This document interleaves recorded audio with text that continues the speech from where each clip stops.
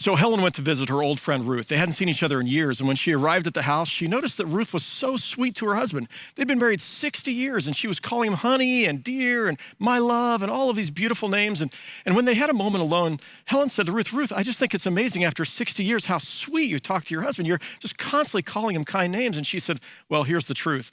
10 years ago, I forgot his name, and I'm too afraid to ask the old crank what it is. Well, sometimes affection is practiced for maybe not the right reasons, but today we're going to talk about the fourth key to making relationships last a lifetime. And that key is affection and intimacy. Affection and intimacy. When it comes to affection, we're talking about every kind of relationship, not just romantic relationships, but every kind of relationship requires affection. So I think about when my granddaughter comes to visit, and she runs to me and jumps into my arms, and there's an affection that's there in the hug, in the embrace that we share. There's an affection that's needed with friends, with coworkers that you're connected to, with your parents or your siblings. We all need affection. We need to give affection. Now, you might give it in different ways than somebody else, but being able to speak kind words, tender words. And I think about, something as simple as kissing the boo-boo on our daughters when they were little and they skinned their knees. There was something happened in that moment where you just, you kissed them, you held them, they felt safe, they felt secure. There was something beautiful that happens in the sharing of affection. And the Apostle Paul says this, Paul and both Peter and Paul say this, that we should love one another with mutual affection, So this is true even in the church. Now, this week I was reading selections from a book that came out about 10 years ago by Cheryl Kirschenbaum, and the book is called The Science of Kissing. And in there, she had all kinds of interesting data about what happens when we kiss. And there was an interesting study she quoted. I'm going to read directly from her words. A 10-year psychology study undertaken in Germany during the 1980s found that men who kissed their wives before leaving for work lived on average 5 years longer, earning 20 to 30% more than peers who left without a peck goodbye. That's kind of interesting. I don't know if that's accurate or not. Still accurate. That was back in the 1980s, but there's a lot of studies out there that say that there's some benefit to showing affection regularly, and the kiss is really an important part of that. So neuroscientist Dr. Wendy Hill conducted tests in biochemistry in her laboratory by bringing in college students who'd been dating for at least 18 months. And so they came into her laboratory, and there was, I think, a romantic setting that was set up, and they were to kiss for 15 minutes. So, the college students really liked this makeout session, in the laboratory to be tested. And so what happened is they drew blood from them to begin with before they kissed, and then at the end of the 15 minutes, they drew blood again, and they wanted to see what changes happened in biochemistry as people were, quote, making out, as they were kissing together. And here's what she found. They focused on two particular hormones. One is oxytocin, and the other one is cortisol. Oxytocin is the cuddle hormone. It's the bonding hormone that connects people together. And what she found, as you would expect, is that after they had kissed for 15 minutes, the level of oxytocin rose in their bloodstream. And this also gives a sort of euphoric feeling, a feeling not only of bonding with another person, but feeling a sense of general well-being. Cortisol, on the other hand, is the fight or flight drug. This is our hormone. This is what's meant to prepare us for conflict or to keep us safe. And so it elevates our heart rate. It prepares us to fight or flight.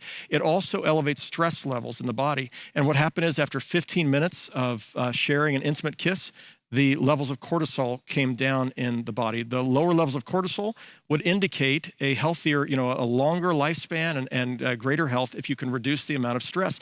And so this is part of what they found in this simple test that they had done in the laboratory.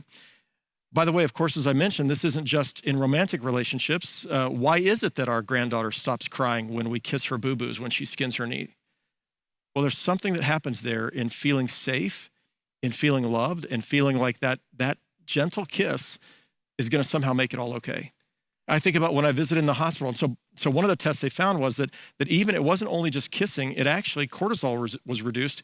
The stress hormone was reduced when you were even holding hands. So it didn't require a kiss, even holding hands. Now, oxytocin required a little more than hand holding to see the elevated levels, but for the reduction of cortisol, just holding hands. And I thought about that when I go to visit somebody in the hospital who's preparing for surgery or somebody maybe who's dying, and what happens when I take their hand and I hold their hand, in that moment, and you can often see a reduction of stress on their face. You begin to see they're breathing easier just because there's someone there who's holding their hand. And so affection is really important in our lives. All right, and we think about the various forms of affection and how they do affect marital and romantic relationships.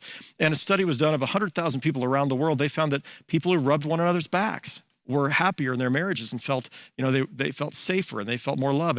And people who held hands and people who kissed and all of these other things, they all found a positive result in their sense of happiness in their marriage.